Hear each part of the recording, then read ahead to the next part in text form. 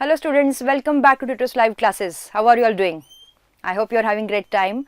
So students, we have started with the brand new chapter called as what? Is matter around us pure? We have already finished some important concepts from this chapter, and this session is in continuation with the last where we discuss about compounds, right? We did not yet finish like what compounds are and what are different properties compounds are having. So in this class we are going to discuss about some important concepts such as what?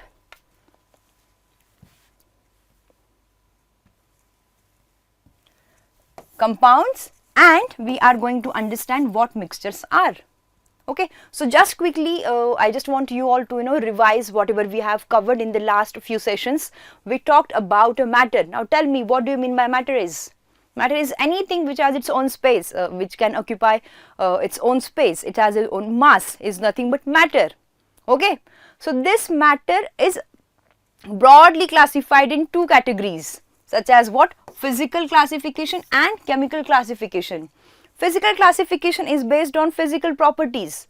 Now the properties which matter has, which we can observe, which we can measure, such as color, size, shape, state. These are few properties of any matter and they are referred as physical properties. So based on that we have classification of matter. So what was the physical property which we considered while classifying a matter? States of matter, correct. So solid, liquid, gas. So we studied about the physical classification of matter in our few previous classes, right? But here in this class we talked about, or in this chapter, in this session, we talked about chemical classification in detail. That's where we started this topic.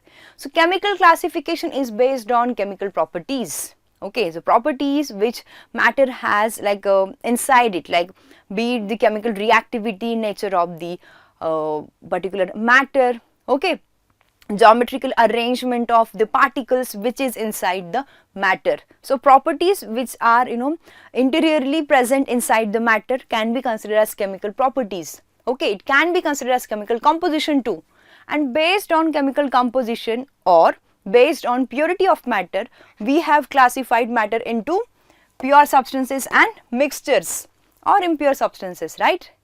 Students, I know that we have covered about what? Pure substances. We have seen some definition, we have seen some properties of what pure substances. So pure substances are further divided into what? Elements and compounds. So elements are further classified, or we have seen the further classification such as what? Metals. These are, suppose this is what is gold metal, this is iron. Okay, so they are actually divided into, or they are subdivided into the categories such as what? Metals, metalloids and non-metals. Give me some examples of non-metals quickly. We have seen like I think 2 times or so we have revised the same concept. Non-metals, yes, oxygen, hydrogen, nitrogen. Okay, these are few examples of non-metals, right? Then let's talk about metalloids. Metalloids are the elements which are going to show both the properties, metallic properties or non-metallic properties in favorable conditions. Okay, so I have shown you this periodic table also. It's nothing but a proper arrangement of all the elements. Okay, so in periodic table we have metalloids, non-metals, metals. So that was all about elements. Then we studied about properties of metals, non-metals, metalloids, correct? Then we move towards compounds. It is nothing but what? The other pure substance. So what did we cover in that? So firstly we talked about the definition of compound. So how did we define a compound? A compound is a substance which is composed of 2 or more elements which are chemically combined with one another, right? In a fixed combination ratio. In a fixed, I am emphasizing on the word in a fixed combination ratio. Okay, we have seen example of formation of water, H2O. We have seen formation of FeS. we have seen formation of CO2. Students, these are examples of what? Compounds. Like you take any water sample, you take any salt, yeah, we have talked about salt also, NaCl. You bring salt sample from your home, I'll bring my salt which is there in my home, and if we want to compare, do you really think that the chemical formula of this compound will vary? I mean, sample 1 is having Na2Cl3 is the chemical formula, and sample 2 has NaCl. No. On this universe, on this earth, chemical formula of this compound is going to remain same because it is in the fixed ratio which is unchangeable. Try to understand. Same is applicable for FeS, same is applicable for CO2, correct? Same is applicable for HCl. So these are few examples of compound. I remember we talked about CaCO3, that is limestone. When you are going to heat this substance, you are going to get CaO, calcium oxide. It is also a compound. Okay, why? Because it is composed of 2 or more elements chemically in a fixed combining ratio, correct? So students, these were some examples of compounds. Then we have talked about, this is very important, okay, what is the fixed combination ratio by weight? So it was 1/8 in case of H2O, right? Part by ratio is like 2 parts of hydrogen, 1 part of oxygen, and they are going to remain the same. Try to understand.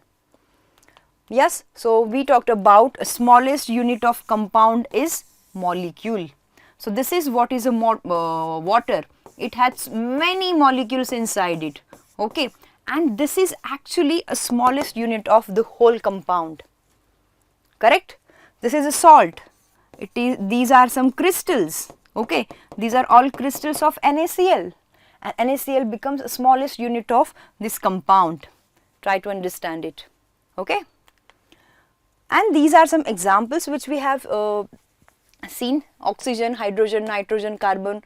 These are what? These are elements. These are elements. These are pure substances, right? Now, when oxygen is getting combined with nitrogen, it is going to give you compound nitrogen oxide. When hydrogen is getting combined with oxygen, water is getting formed, but in a fixed ratio. Correct? H2O, 2 parts of hydrogen, 1 part of oxygen. Same here, nitrogen dioxide, carbon dioxide. These are all different examples of compounds. I hope your concept regarding compounds is getting more clearer. Okay. So now we have seen some method through which we prepare what? Carbon dioxide. What did we observe? No matter what method you choose to prepare carbon dioxide, the chemical formula and its combining ratio is going to remain the same. Okay. CO2. What is the ratio by mass? It was 3/8. It is fixed combining ratio. That is what we studied, right? Moving ahead. Yeah, then we talked about the property of compound. It said that a chemical compound is formed as a result of chemical change and its properties, not proportion. I told you that we need to understand it's not proportion, its properties are entirely different from those of its constituents. I gave you example of formation of FeS. If it is just a mixture, if iron and sulfur are staying together physically, it's just a mixture, there is no chemical reaction is happening, there is no chemical change is happening, definitely these 2 elements are going to stay there as a mixture. They are going to retain their identity, they are going to retain their set of properties. There won't be any change or there won't be any new formation of any new substance. But if I am going to supply heat, that means I am just making a chemical change to happen. So definitely the substance which I am able to see right now here in the test tube, okay, is new substance. Okay, iron and sulfur are getting heated here. They are undergoing a chemical change. They are getting chemically combined, and that's how we are getting new substance which is FeS. Now the properties which FeS has are completely different than these individual constituent. This is sulfur, this is iron. They are different from FeS, or about the property which our compound has. It has it's all new properties which are unlike to Fe and S, iron and sulfur. Okay, we talked about next example such as what hydrogen and oxygen. Okay, these are two gases. They are going to get reacted chemically to give you what? Water, which is nothing but liquid.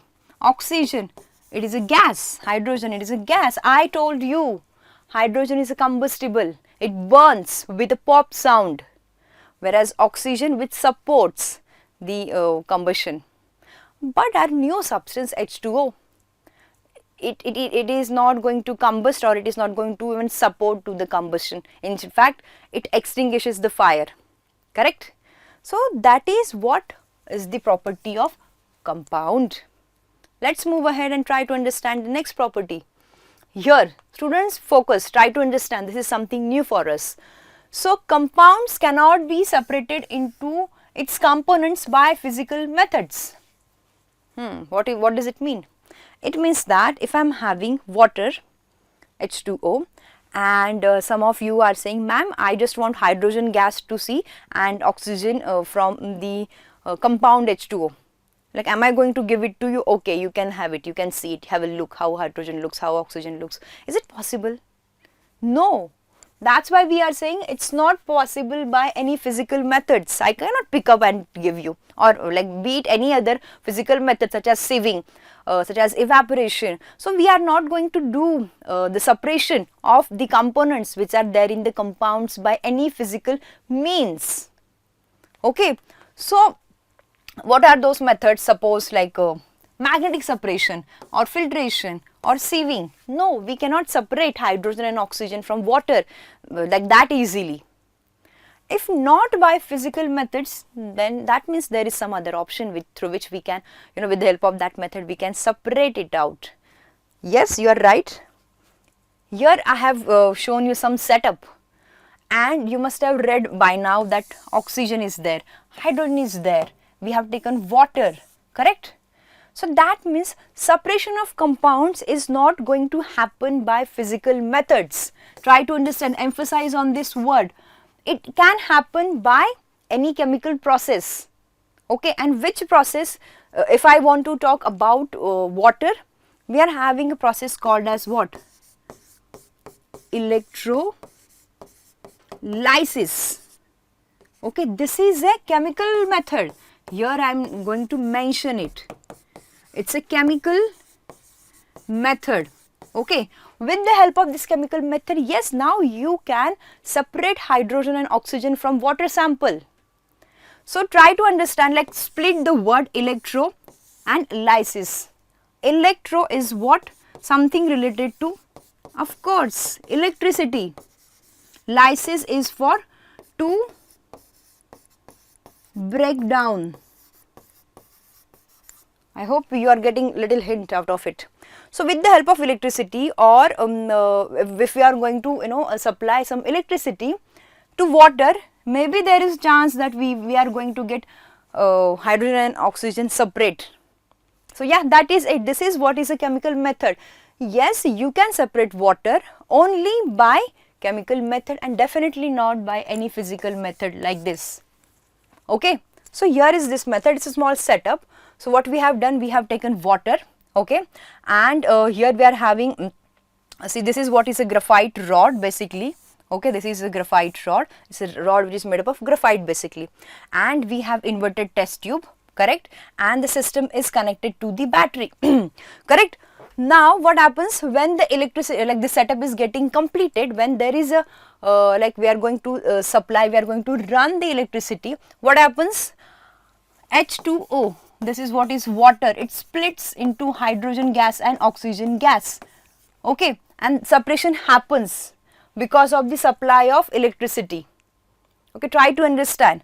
This is what we say electrolytic cell. Okay, what is electrolysis, what this setup is, how what are those reactions which are involved in this method, we are going to learn about in higher grades. But as of now you should know that compounds are like, it's not very easy to separate compounds by physical methods. Rather, we cannot separate compounds by any physical means. We need to have any chemical method through which, by which we can separate the components of a compound.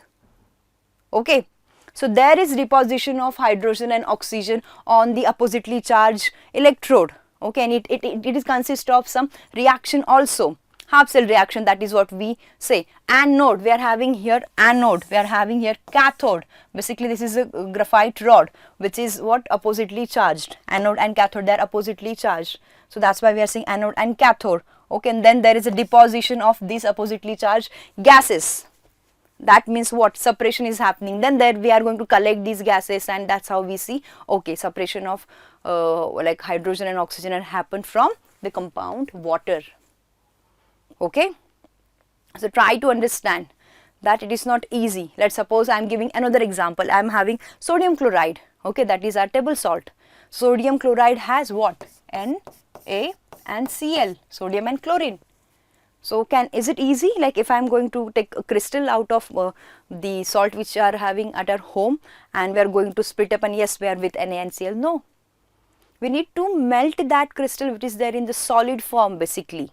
Okay, molten state of NaCl, which is also called as brine solution. I'll write it here. It is something advanced, okay, so do not worry, it's something extra you are learning, brine solution.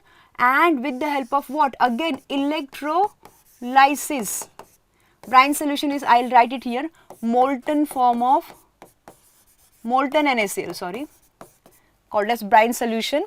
So here instead of water we are going to take molten sodium chloride, and with the electrolysis we can what, get sodium and chlorine separated with a chemical method. Okay, so if you want to write it down quickly, you can.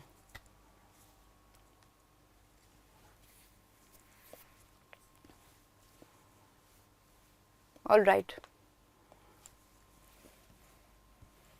So chemical process known as electrolysis helps to separate water into its constituents. Correct? Now let's move ahead.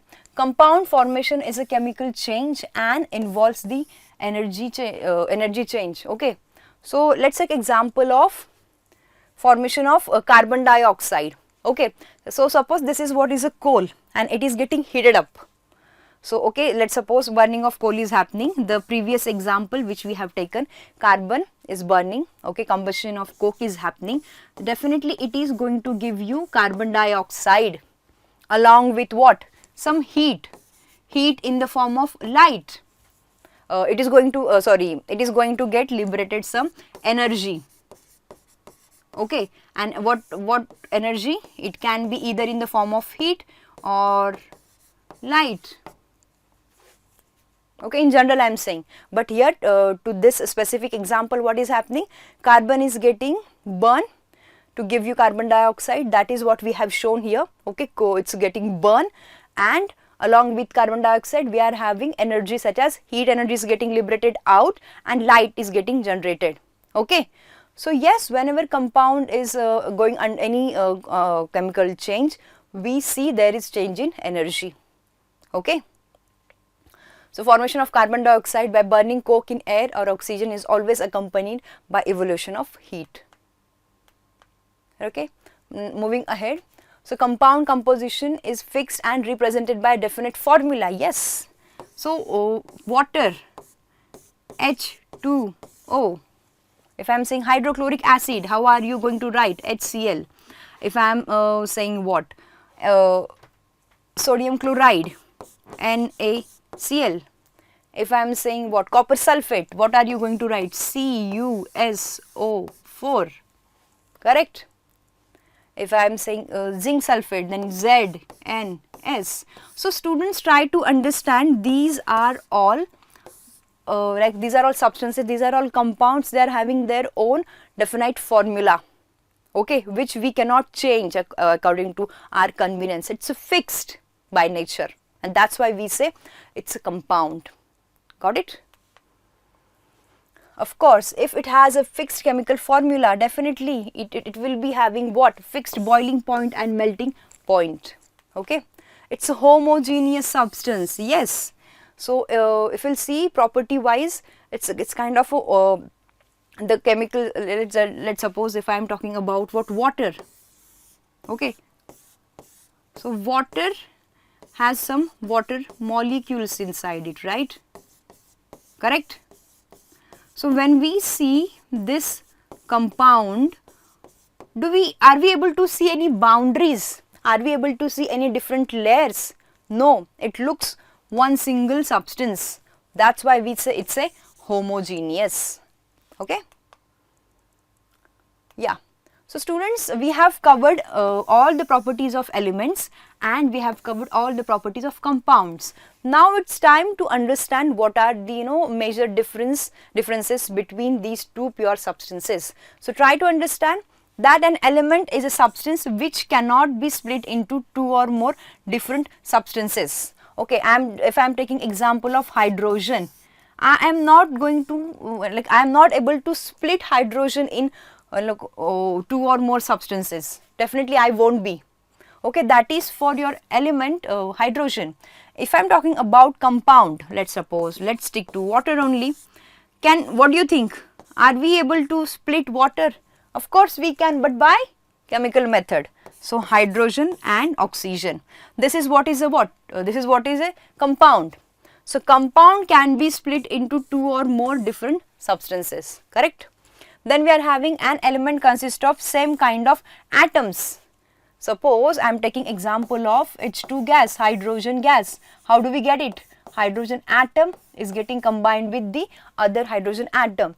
See, this is an element. These are two same atoms giving you H2 as a gas. Okay, this is what in case of element. A compound is formed from atoms of different kinds. Focus here. We are having hydrogen, oxygen. Are they same? No. It's oxygen. It's altogether a different non-metal. It's a non-metal.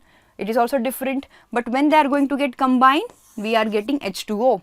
Let me give you another example, such as what? HCl.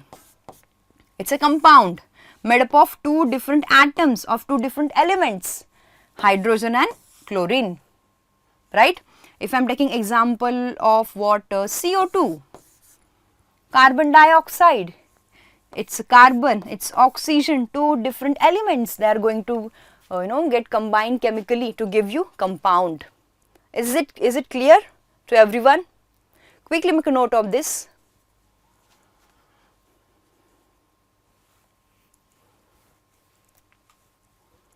Okay.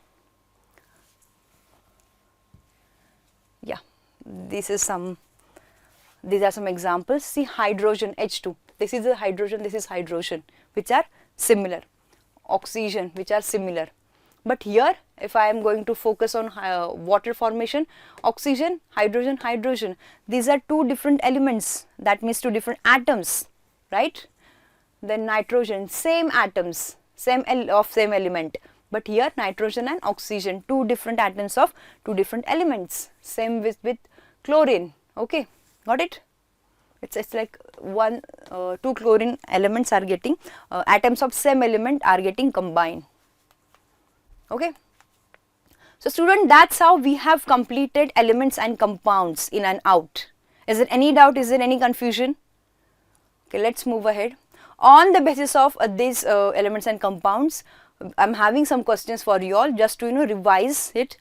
So question number 1 is that what is pure substance? What is pure substance? Your options are consisting two types of particles, consisting n number of particles, consisting of same types of particles, all the types of substances are pure. What do you think? Which is the correct answer? Of course, option C. Same types of particles should be there. Okay, if I am having such a substance, we are going to call it as a pure substance. Which of the following is or are lustrous? Focus on the word lustrous, get the meaning out of it. We have studied this property. Gold, aluminium, ignore this. Gold, aluminium, iodine, all of the above. Think. Keep typing your answers. Students, lustrous is nothing but ability to shine, or any matter which has that ability to shine. Okay. So, gold is a what? A metal. Aluminium, a metal. What about iodine? Who will tell me what is an iodine, like what iodine is? Yes, absolutely, it's non-metal. It's a non-metal. Student, try to understand, it is an exception in non-metal. Yes, yes, we have seen. You must be saying, ma'am, we have studied that non-metals are non-lustrous. Then how can you say iron is lustrous? Because it's an exception. Okay, though it's a non-metal, but it is shiny in appearance. That's why our option D is the correct. Okay. Substances having only one type of atoms are called compound, mixture, element. One type of atoms.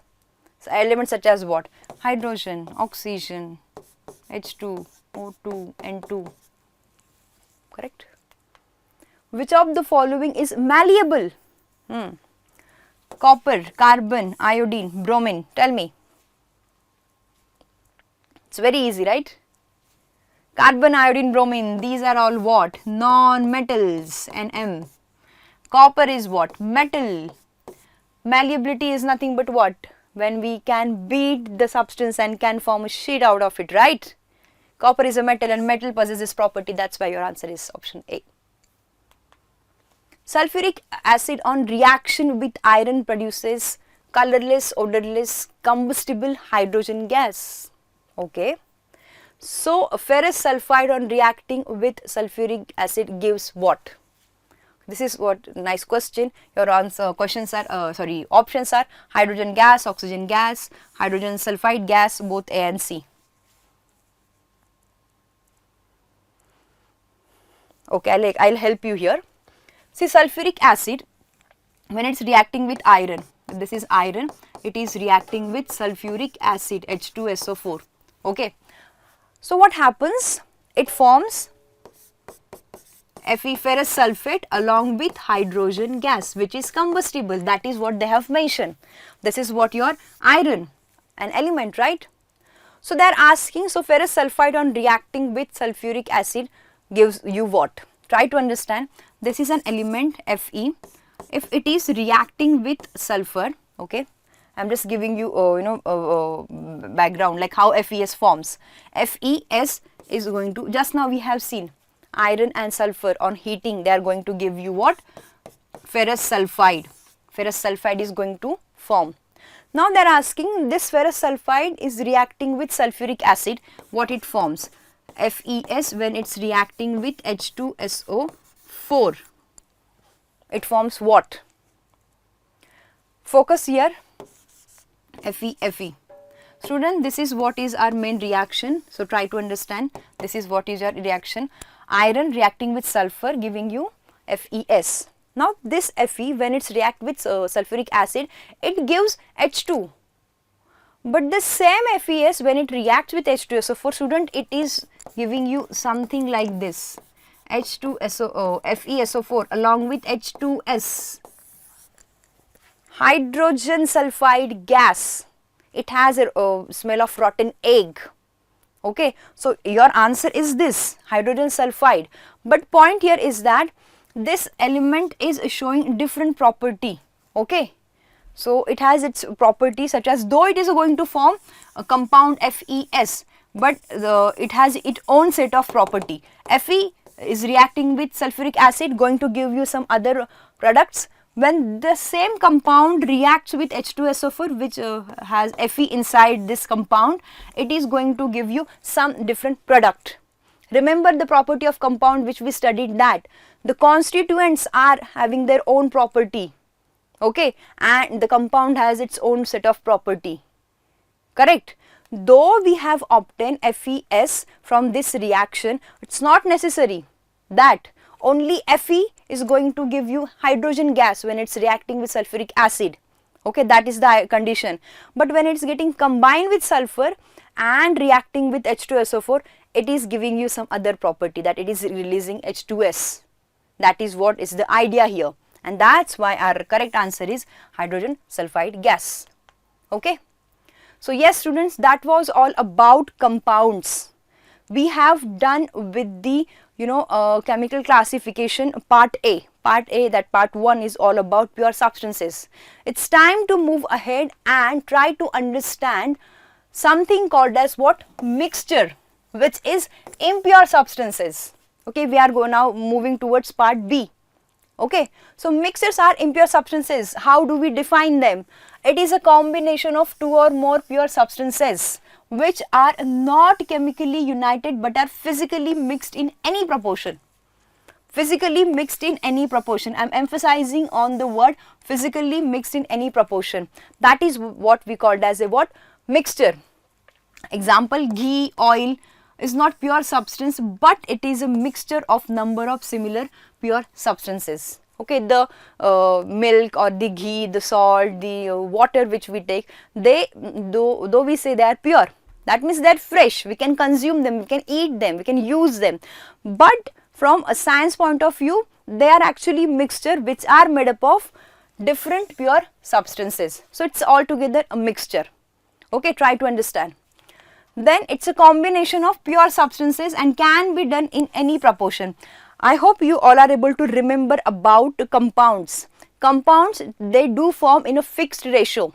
Combination ratio is fixed, but here in case of mixture, no, they can have any random proportion, any combination ratio they follow. Okay, what are the examples? Such as air. Air has different gases, air has water vapors, correct? So it is a mixture, correct? Then we drink like a soft drink, then there is soil, we are having seawater, petrol, different dyes, wood, blood. Students, these are few examples of mixtures. Take any example such as what? Blood. So blood is consist of water, it has plasma, it has different blood cells. So these are all different substances that are staying together, okay, and it is going to give you a mixture because the proportion is not fixed. Okay. So here are some examples. See, these are some chocolate cookies. This is what? Your sandwich, a soft drink, your favorite pizza.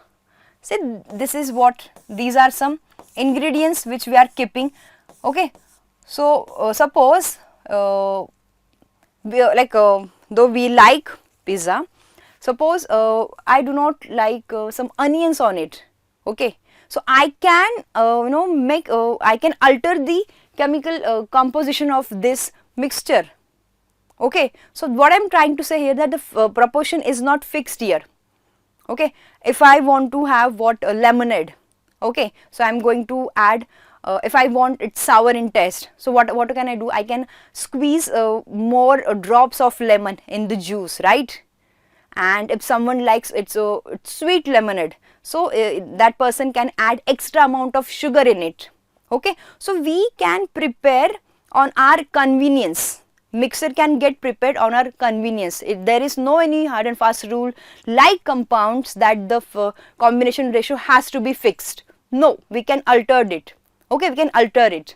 So try to understand, this is nothing but a mixture. These are few examples of mixture. So let's try to understand the different properties of mixture.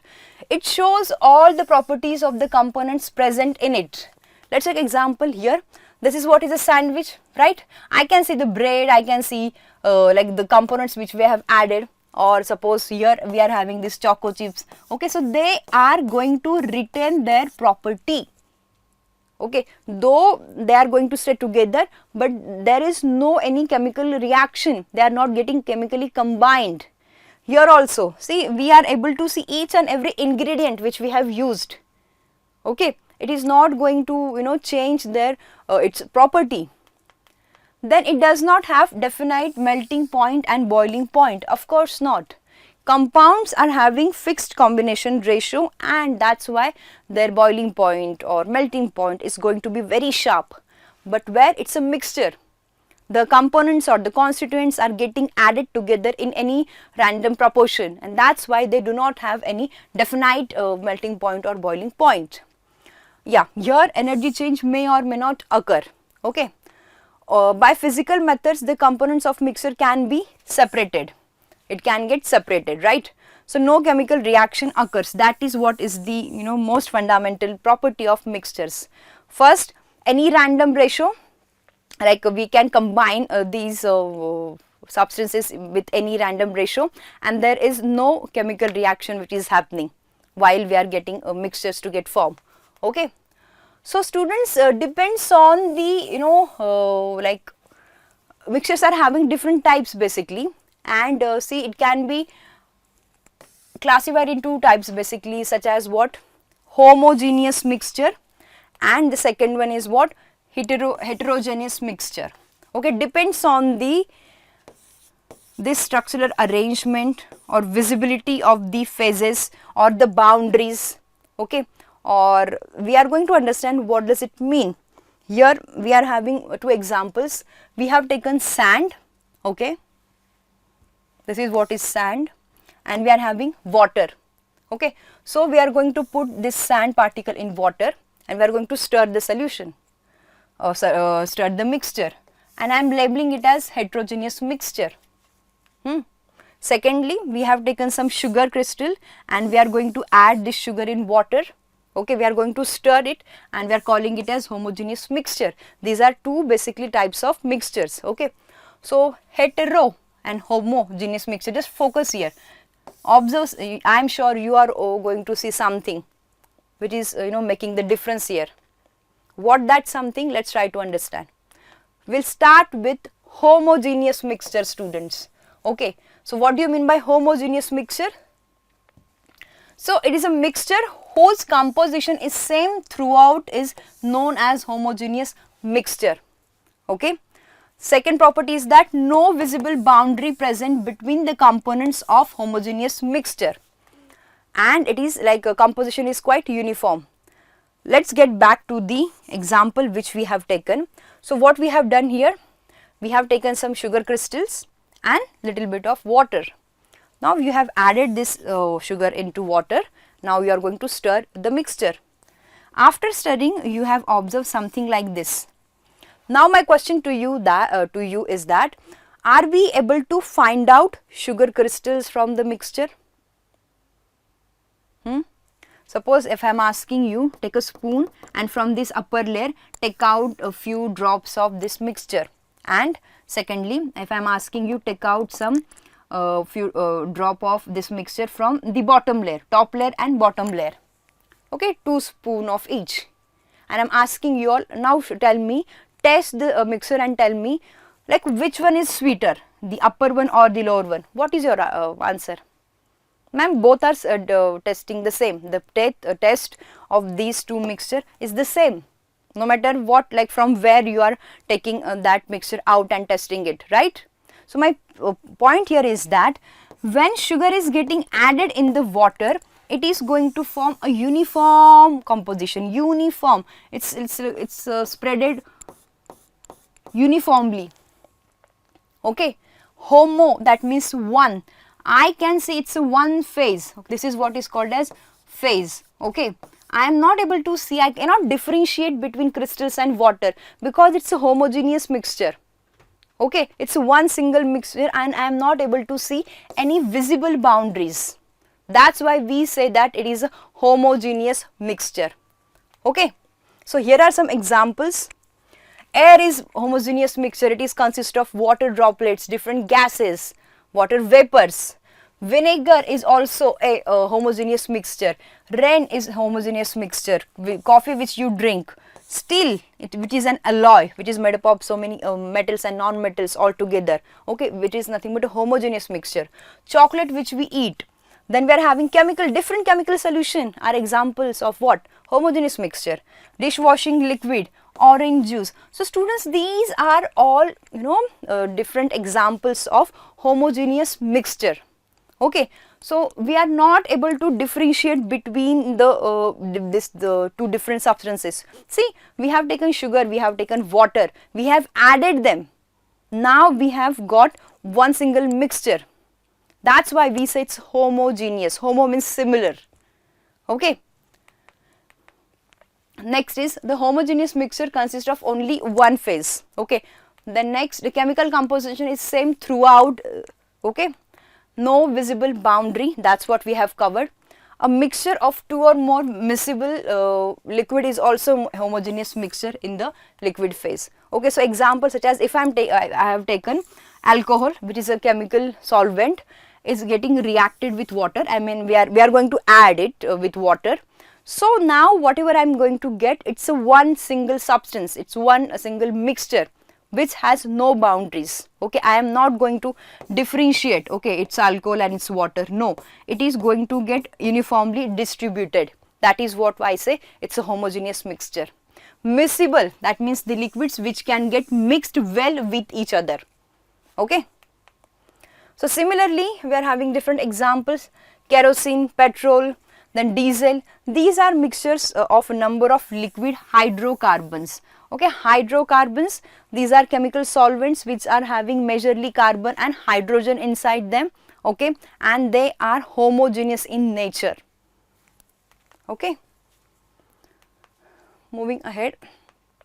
Air is a homogeneous mixture, consists of only one phase. This is air, okay, which we breathe, which we observe, right? Are we able to see any droplet, or are we able to say, okay, this is oxygen, this is nitrogen? No, right? So it's one single phase altogether. Consists of different components such as gases, water vapors, etc. Alloys, next, moving ahead, we are having, these are some metallic alloys, are homogeneous mixture of two or more metals in the solid phase. Okay, so here we are talking about one single phase. Air is in gaseous phase, that is one single phase, correct? Your sugar solution is a liquid phase, again one single phase. Here it is a solid phase, alloys. Okay, so it is a homogeneous mixture. So here is an example, an alloy of zinc and copper. Okay, this is what try to understand, zinc and copper, here is an alloy. Okay, next example is that we are having steel, which is alloy of what? Iron, carbon and other metals. Okay, so they are considered as homogeneous mixture. Got it?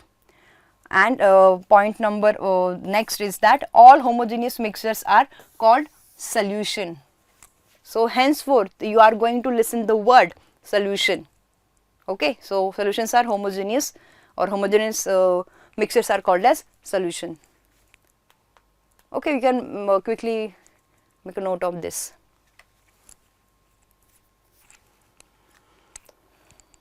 Moving ahead. Yeah, that is what we have covered. Moving ahead, we are having heterogeneous mixture, the second type of mixture. Homo is similar, hetero is different.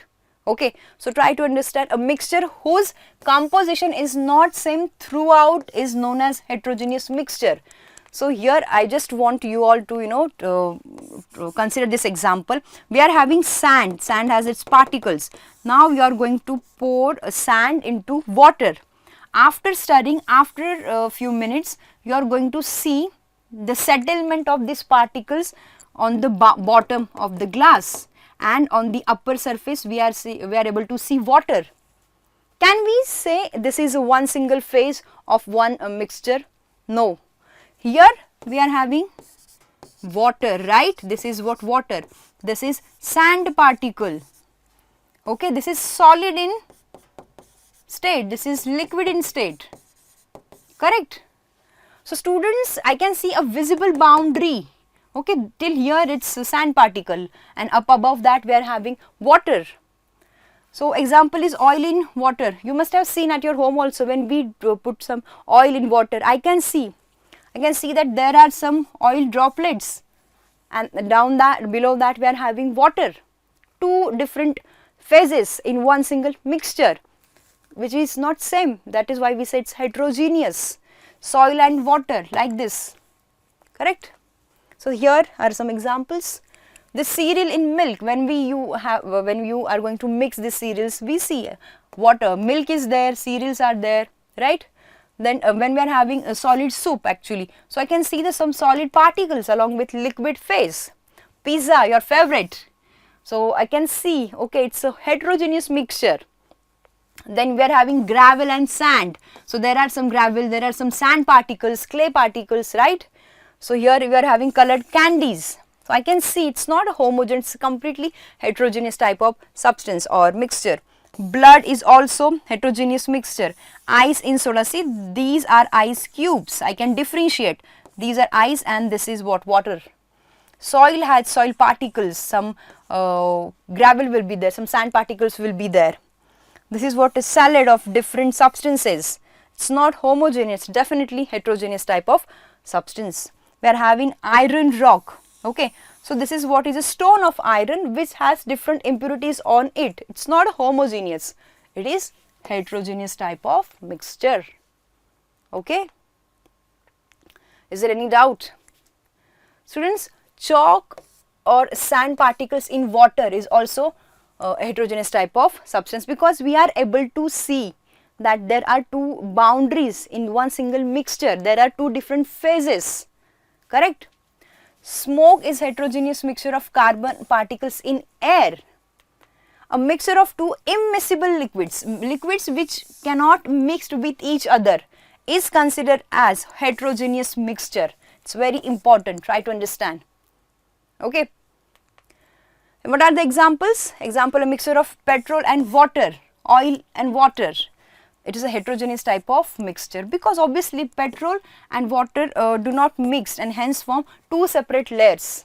Whenever we see such type of mixture, we have to call them as what? Heterogeneous mixtures.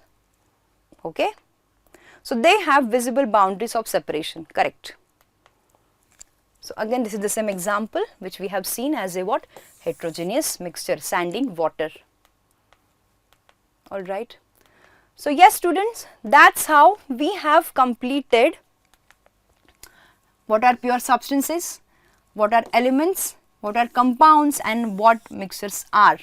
Is there any doubt, is there any difficulty to understand this classification? It's very, very fundamental and very important classification which we have covered just now. Okay.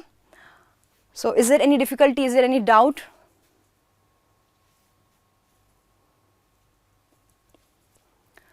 That's all then student, that was all for the session. Okay, we have covered a major part of this chapter. Okay, we have talked about classification of matter, physical and chemical classification, which are based on physical properties and chemical properties, right? Then we talked about pure substances, elements and compounds are pure substances.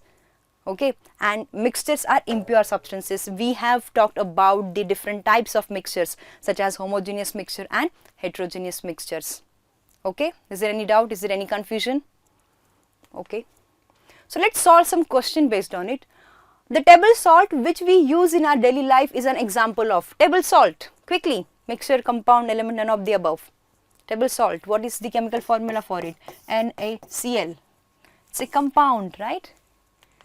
The substance formed by mixing, crushing and heating iron filling sulfur powder, which is what? Element, compound, mixture, none of them.